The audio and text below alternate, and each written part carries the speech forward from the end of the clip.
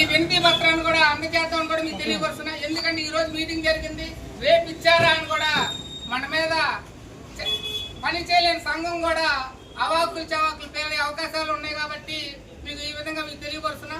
ఈ రోజు ఇక్కడ ఇవ్వడమే కాదు, రేపొద్దున కుదిరితే లక్ష్మీ వెల్ఫేర్ సొసైటీ నారా లోకేష్ గారి సంఘాన్ని కూడా మనం మన బాధను కూడా గోడ వెల్లడించుకోవడానికి కూడా ఆ రోజు పెట్టిన లక్ష్మీ నరసింహ వెల్ఫేర్ సొసైటీ సంఘం కూడా మేము కూడా తెలియపరుస్తున్నాం. ఎందుకయ్యా అంటే నారా లోకేష్ ప్రతి స్వర్ణకారుడికి ఆయన పడే ఇబ్బందులు కూడా గురించి కూడా వారి దృష్టికి తీసుకెళ్లబట్టే ఎన్నో పరికరాలు కానివ్వండి, కాటాలు కానివ్వండి, కరువుడు మిషన్లే కానివ్వండి, కటింగ్ మిషన్లే కానివ్వండి ఇవ్వడం జరిగింది.